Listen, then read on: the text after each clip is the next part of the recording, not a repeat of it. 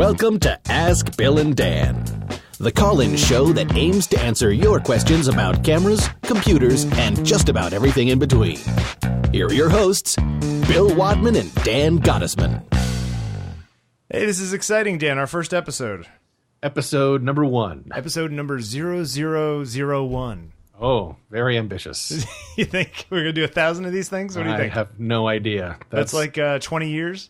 I don't know. Why do we want to do that right up front? That's right. Let's try one and see where we go from there. Right. All right. The first one. You want to get talk to the first caller? Let's dive right in. All right. Who do we got? We've got Jason from California. Jason, you got a good question for us today? I think so. I'll give it a shot. My question's on third-party lenses and just kind of your overall thoughts on them.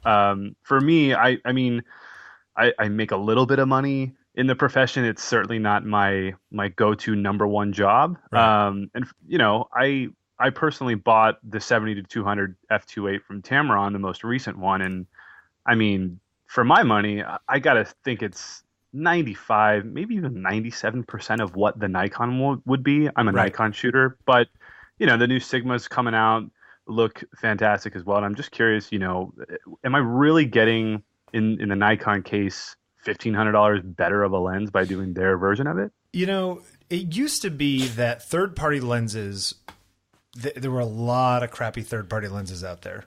And I remember years ago, I was at the Grand Canyon, and this woman had like this Gitzo tripod, and she had this high-end Nikon body, and she had this crappy like $300 Tamron zoom lens on the front of it. And I was like, what are you doing? You're spending like, you know. Yeah. And I remember those days, right? Sure. And even for myself, I don't own any third-party lenses. However, I have used the new Sigma Art.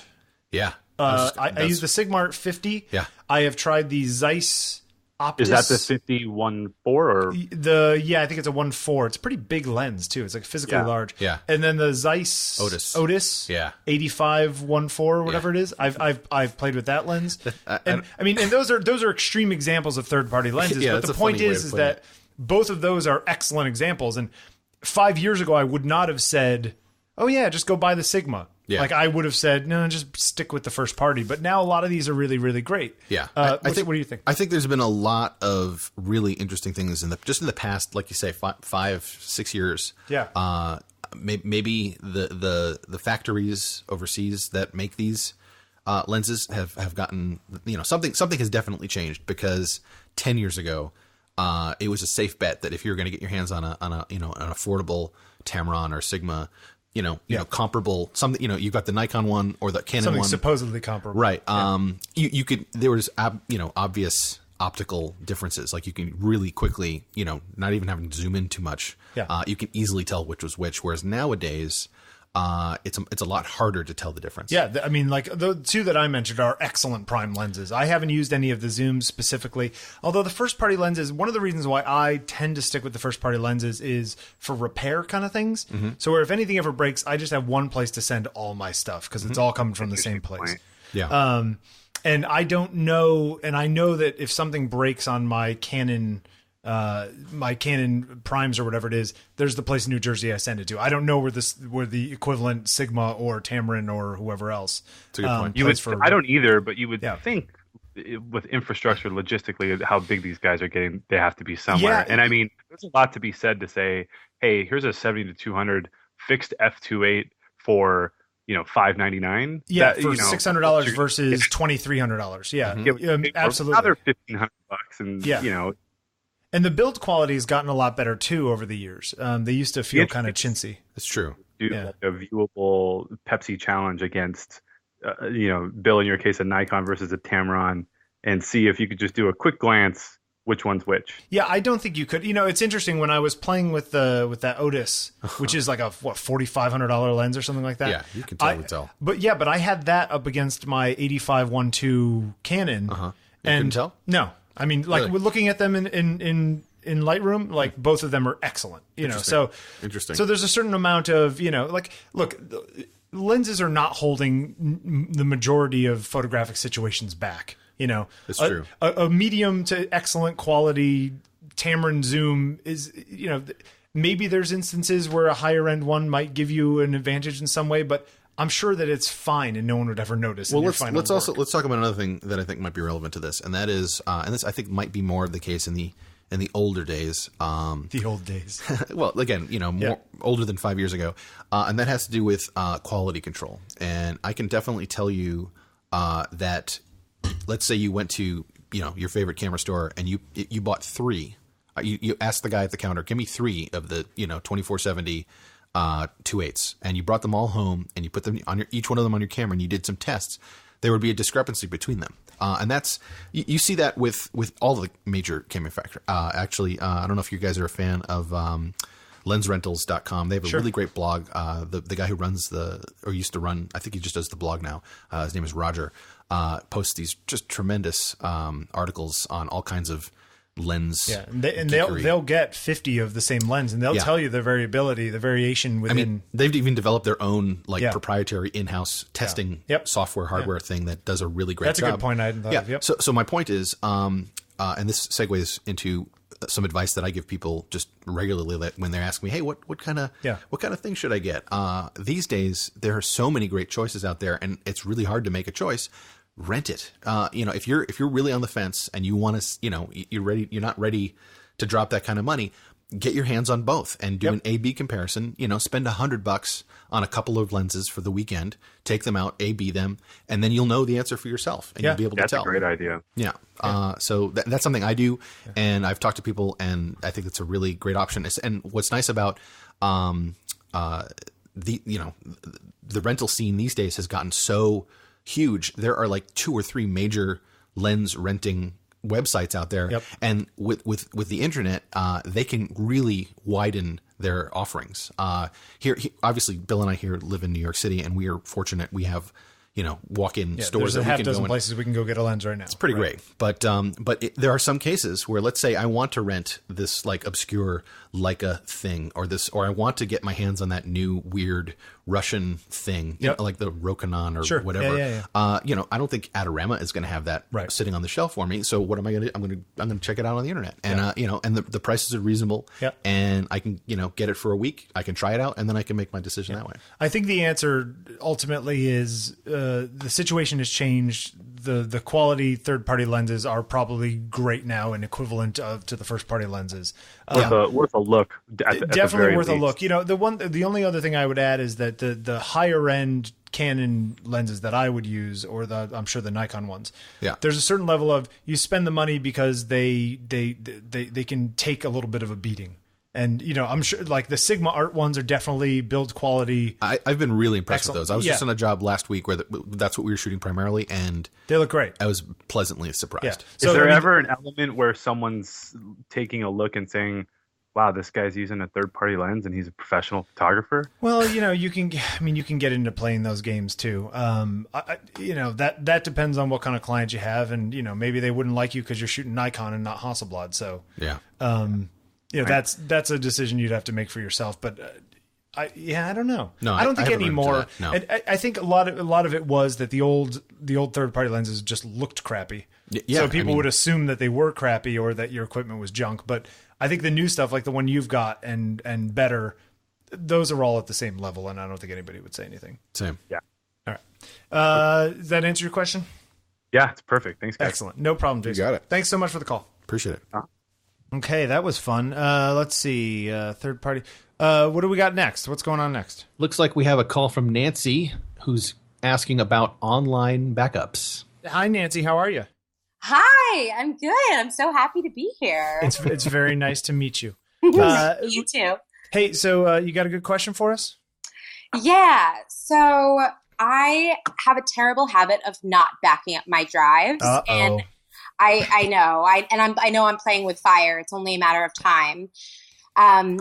So I've been interested in various online programs that people are using, because I know there are lots of them out there, and I work with files. I have my raw files, I have my JPEGs, I have audio files, and right now I have files living on Dropbox, temporarily just to be able to share, but I know I need something more long-term and reliable, and maybe something a bit easier because I look at my hard drives and I think, I know I need to be backing these up. I have them on my to-do list, like, but I don't. And I know the days, I can already picture the day coming when something cuts out and I regret so much. So sure. Okay, so can we take like 1 minute and just chastise you a little bit for not having at least a local backup copy of your drives? Yeah, that's a little surprising, actually. The old adage is this 3-2-1 concept, right? You want 3 copies of everything on 2 different formats, one of them offsite. So in your example, if you had your drive there and you had a clone of your drive sitting next to you and you also had an online backup system, then it would be in 3 different places. So God forbid the backup system online died and your internal drive died. At least you then have the other external backup drive, that kind of thing. The best way to do those things is to automate it in such a way that you don't actually have to do it or think about it at all. Right. Are you a laptop or a desktop kind of gal?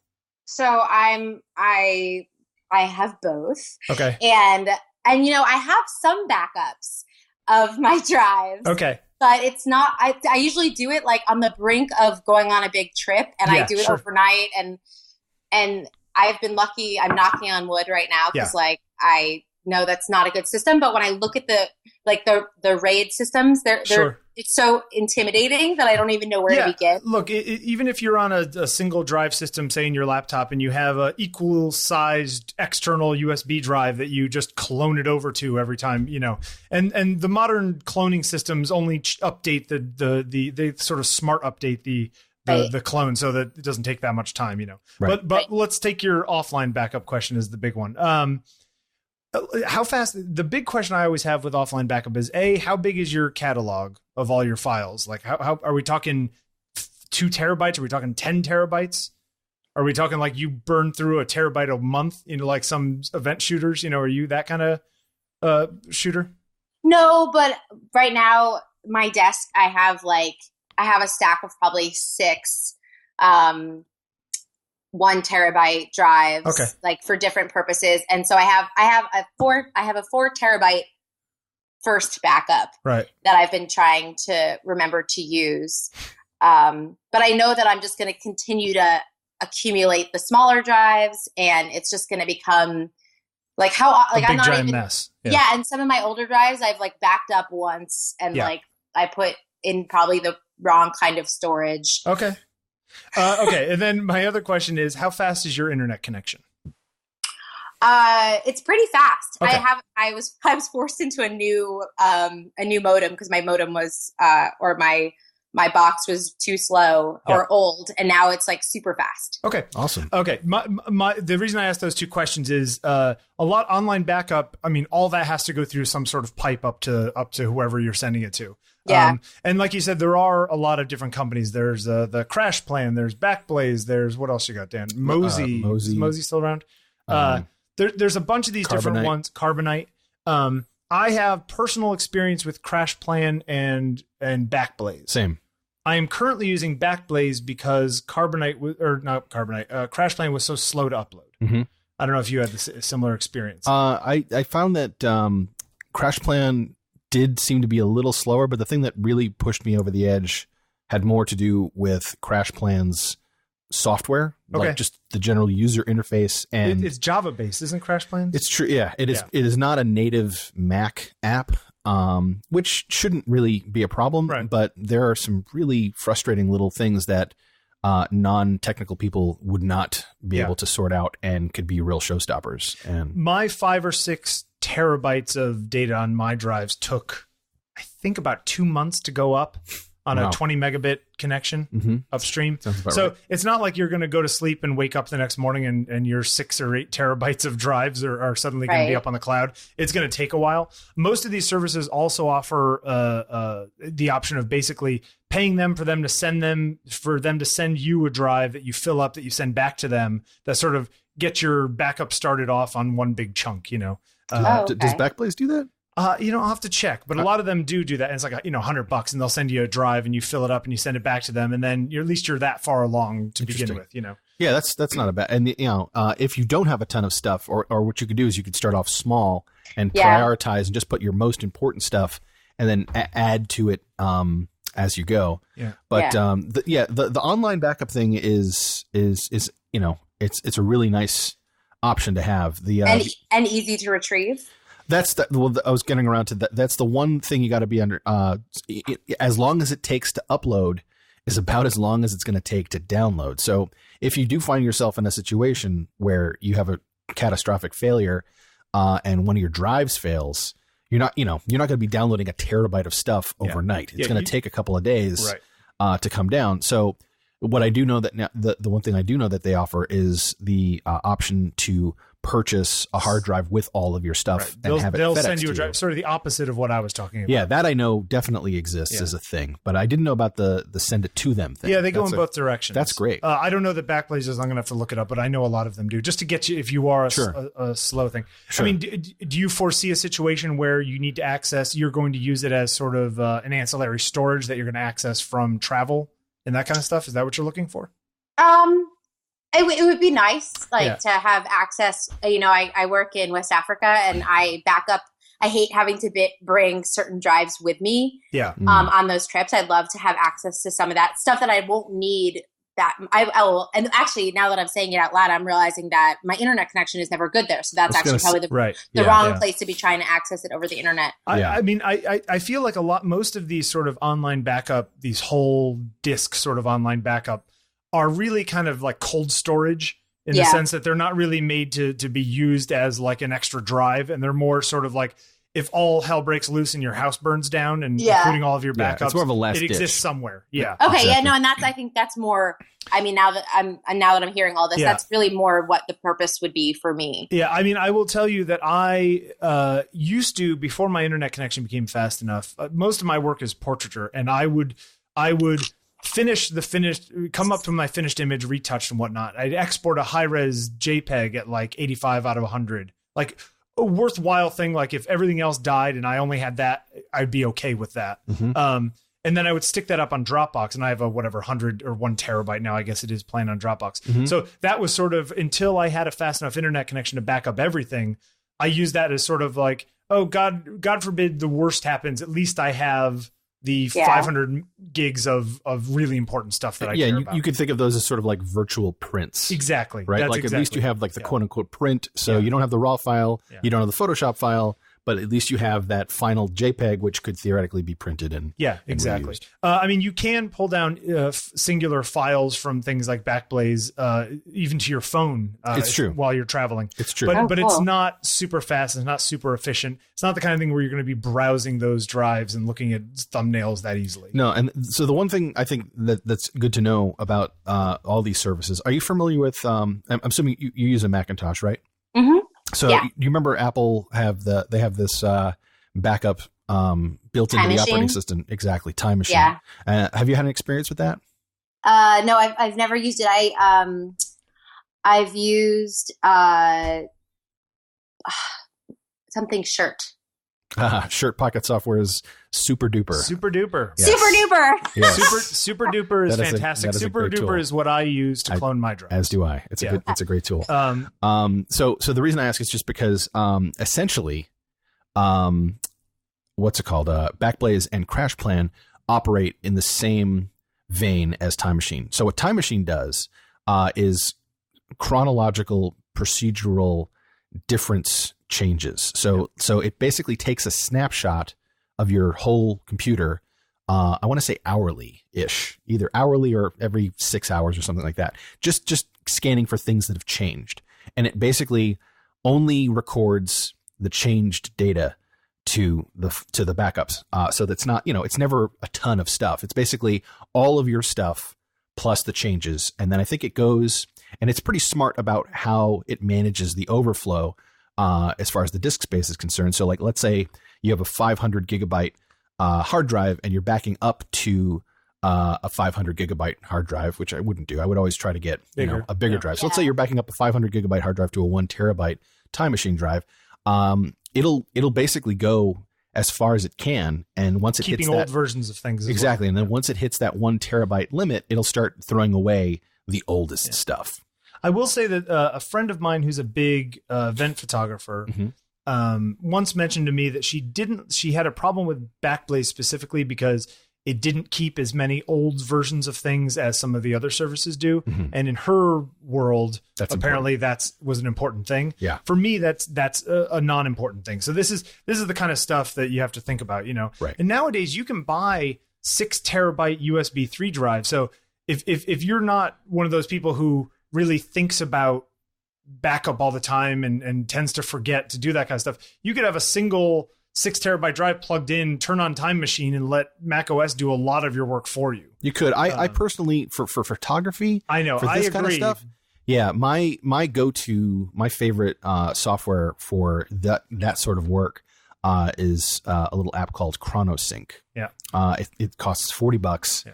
It's a lot like Super Duper, except it has a whole bunch of more advanced features that are more specific. I would, power user features, would you say? I wouldn't even compare it to Super Duper. Super Duper is a one-trick pony. Super Duper basically does one thing very, very well, very simply, whereas ChronoSync has a ton. It can do everything that Super Duper does and a whole lot more. Yeah. In particular, it can be scheduled, and you can even automate it to the point where you can tell it, whenever I plug this drive in, run this script, basically, perform this task for me, which is that, copy this stuff to here, if you wanted to. And it's really good for moving whole bunches of things. I actually use it for large scale file transfers that might be interrupted at some point. So if I'm moving around, terabytes of stuff, I don't know about you, but every once in a while, sometimes a file doesn't make it over. There's an error or some weird hiccup. And if I walk, if you do it in the Finder and you drag that folder over and it says, about 6 hours. Oh, cool. I'm going to go see a movie. And then you come back, 2.5 hours later and it's stopped for some random reason.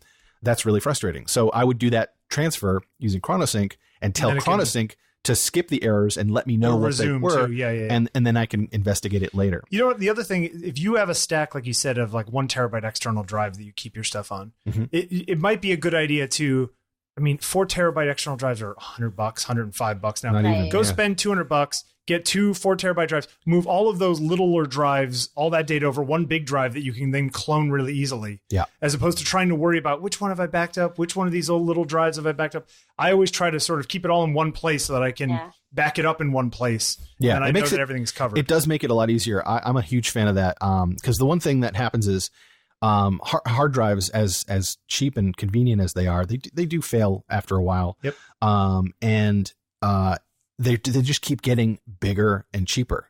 And so, you can do this sort of leapfrog thing, like what Bill is talking about, and basically consolidate all of these smaller ones into one bigger one, and then go from there. Set a little threshold for yourself. So you can say to yourself, all right, my hard drive budget is $100 or $150. So when I'm getting close to running out of space, I'm going to see what $150 will buy me. And if it's 2 terabytes or 3 terabytes right now, or whatever, probably about 5. Yeah. And, and then I'll get one of those, or maybe if I can, I'm always a huge advocate of getting 2, because that saying, if it has to exist in at least 2 places. And then, and actually in your case, Nancy, I know you have a tendency to travel. You have more than one place that you can call home. That's actually really useful for having a physical offsite. So you can actually take a big hard drive with all of your stuff and take it Bring with it you somewhere else. Yeah. And then, leave it behind. You do that every couple of months or every couple of weeks, just again, as a sort of last ditch, keeping it safe.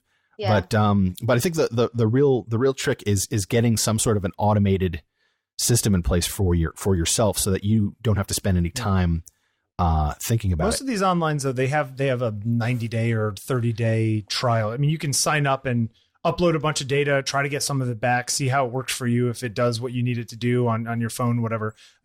We have our recommendations, but we're not sponsored by any of these people by any means. So no. This is just our personal view of this kind of stuff. It's true. Yeah. My suggestion would be for you to you can download, install, and try BackBlaze really easily. The one thing that those guys have going for them is that they used the main engineers there, the guys who wrote that software, actually used to work for Apple, and the way it integrates into the operating system is extremely smooth. And it's pretty intuitive and easy to set up. I can't say the same for Crashplan. Again, Crashplan does a fine job, but it's a little bit more technical and it's a little bit more involved. And You'll find people who swear by all of them and people who damn all of them. So It's true. You kind of have to. It's one of those things. There's no really obvious choice, you got to go with what makes sense to you. Yep. I think we're just suggesting that you start. and don't trust any of them. Try. Don't trust your drive. Don't trust your backup, and don't trust your online backup. Yeah, you gotta. Yeah, that's the real takeaway from this is to just be paranoid. No, to have multiple copies, To multiple go back copies. to go back to shooting analog. Yes, Exactly. Go film. No, but then you have one thing that can burn, and then you have nothing. So That's true. Think of how much of a pain it was to have to make archival copies of your negs. Scan this stuff. Ugh. Yeah. Thank you so much for your call, Nancy. I hope we helped you a little bit. Yeah, you did. You helped me so much. Thank you so much. No problem. Okay. We'll talk to you soon. Good Bye. luck. All right, Dan. I think that's it for today. We got 2 questions down. I think we did a good job. Yeah, I liked the feel of that. Okay, well let's do some more next week. We'll be back next week with some more questions. Absolutely. Keep them coming, folks. Thanks Yep. for listening. Thank you. If you'd like to submit a question of your own, head over to AskBillAndDan.com, where you'll also find our archive, links and show notes, and details about supporting the show. You can also find us on Facebook and Twitter at Ask Bill and Dan.